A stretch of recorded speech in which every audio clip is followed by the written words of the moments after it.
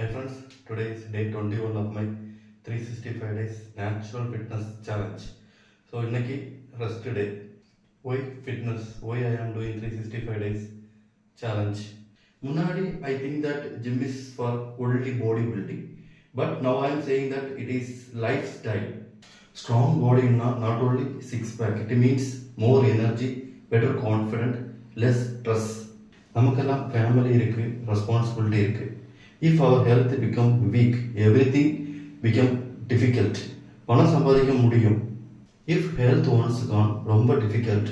It is yourself to improve. 365 days challenge body improve பண்றதுக்கு மட்டும் இல்ல, மைண்ட் சேஞ்ச் பண்றதுக்கு தான். If you are watching this video, please start fitness today itself. ஒரு small step போடுங்க. Body will thank you.